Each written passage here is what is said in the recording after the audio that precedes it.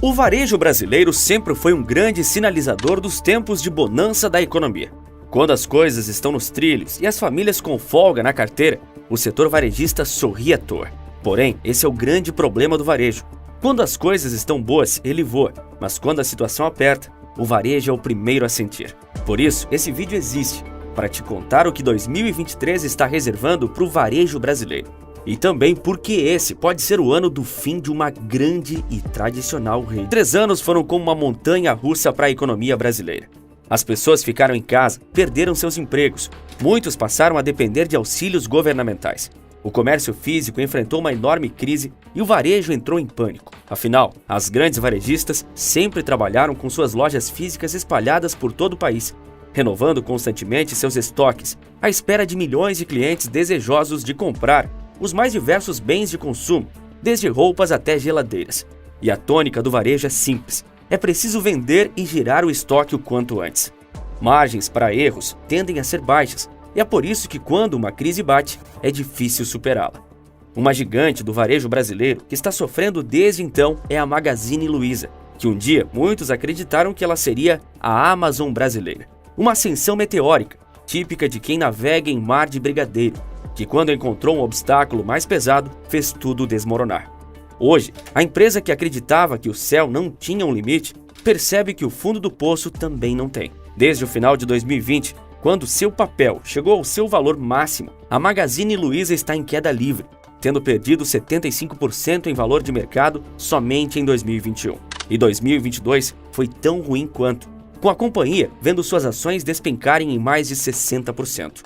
Mas não se engane, não é só a Magalu que está amargando uma época de vacas magras. Somente no último ano de 2022, a varejista com foco em vestuário, C&A, perdeu 67% em valor de mercado. Não é um grande espanto, porque o setor de vestuário sofreu bastante com o isolamento social e suas consequências, como o fortalecimento do comércio eletrônico. As ações das lojas Renner se desvalorizaram em 21,77%, seguindo a tendência de seu setor. Se antes as pessoas tinham os shopping centers como melhor opção para comprar roupas em lojas da C&A, Renner e Riachuelo, hoje elas podem comprar as mesmas coisas, geralmente mais barato, pela internet em sites internacionais como a Shein. A Americanas, que está no setor varejista há mais de meio século, também não escapou dessa queda livre. Ela foi a que mais sofreu no mercado de capitais, já que suas ações se desvalorizaram em mais de 73%. Mas uma rede varejista que está em queda livre e sendo um grande motivo de preocupação em uma possível falência é a Via Varejo, a controladora das Casas Bahia. Imagine só, uma empresa que esteve presente nos lares de milhões de brasileiros, conhecida entre todas as classes, sumir. Foi com as Casas Bahia em alta que o varejo brasileiro viveu seu auge, sua época de ouro, e a decadência de um pode estar intimamente ligada à do outro. A história de sucesso das Casas Bahia é o melhor dos exemplos para explicar como o varejo brasileiro cresceu tanto nas últimas décadas.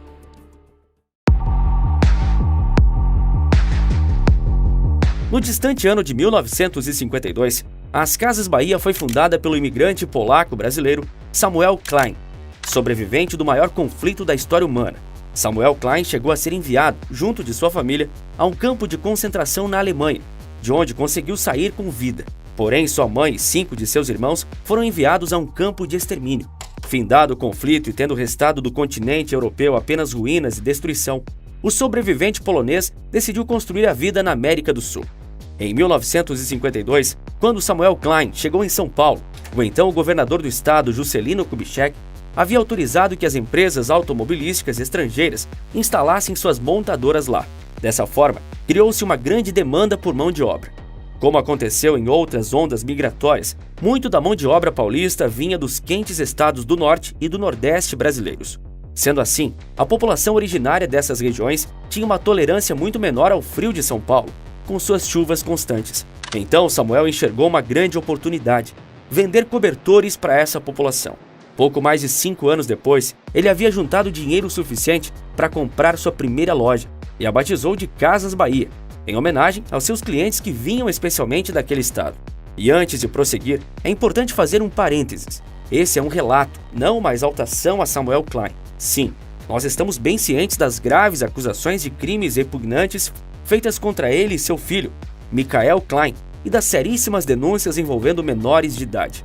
Não iremos abordar esse tema no vídeo para não fugir do propósito de falar sobre a crise do setor varejista brasileiro.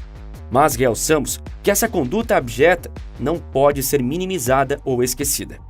Pelas décadas que se seguiram na segunda metade do século XX, a Casas Bahia não parou de crescer, inaugurando mais e mais lojas em diversos pontos do Brasil e se destacando por seus preços agressivos com vasto estoque. Esse era um ponto diferencial da varejista. Ela estava disposta a vender para todas as classes sociais, especialmente as mais baixas. Para isso, ela adotava tanto os preços agressivos como variadas formas de pagamento. Afinal, o carnê da Casas Bahia sempre foi bem popular. A empresa se destacava bastante entre as classes de baixo poder aquisitivo, justamente por não pedir comprovação de renda na hora de realizar suas vendas, deixando o crédito bancário de lado. Compras a prazo no carnê eram a máquina que fazia as Casas Bahia crescerem. E para enfatizar essa imagem de loja, onde é possível que qualquer pessoa, com qualquer renda, compre, a empresa investiu massivamente em anúncios. Chegou até a ser homenageada por expoentes do cenário musical brasileiro, ajudando a espalhar o nome da marca e suas principais características para o Brasil inteiro. Isso foi feito em 1996, num álbum da grande banda brasileira da época, os Mamonas Assassinas, que referenciaram loja varejista diretamente na letra da música Shopping Center. O trecho em questão era uma propaganda e tanto ao dizer que a minha felicidade é um crediário nas Casas Bahia.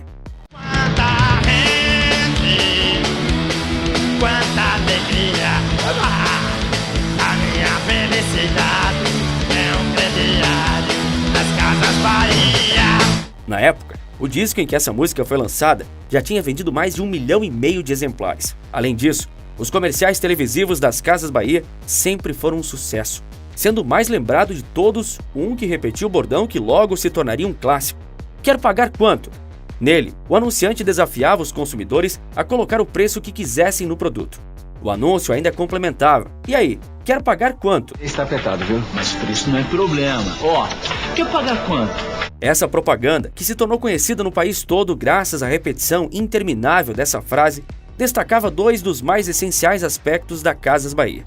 O primeiro, os preços agressivos tipos de uma rede varejista, abrangendo uma grande gama de produtos. O segundo mostrava outra grande vantagem, e que ainda é vigente na companhia, de realizar compras com longos prazos de parcelamento para quitar a dívida contraída na compra.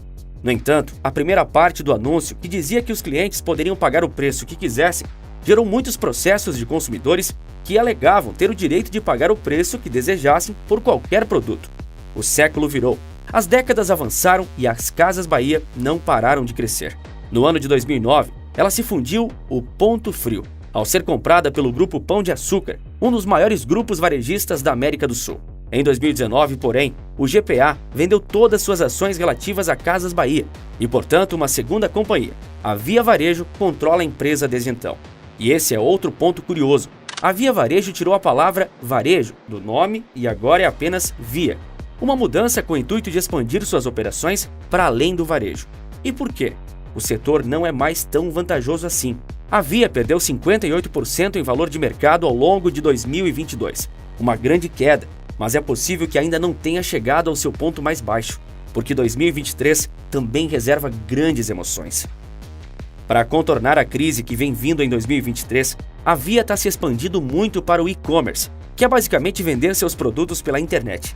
Um exemplo disso é que eu fui a Casas Bahia esses dias comprar uma Air Fryer, era urgente. E dentro da própria Casas Bahia, minha aquisição foi feita no site, pelo atendente, e foi marcada a opção de retirar no local. Esperei 10 minutos e retirei. O que eu quero dizer com isso é que até a Via já reconheceu o potencial da internet. E talvez essa seja a única salvação da empresa. E se você também quer aproveitar isso com um negócio sólido e lucrativo e que tem um baita futuro, clica no primeiro link na descrição, sem nenhum compromisso. Vê e depois me fala o que achou.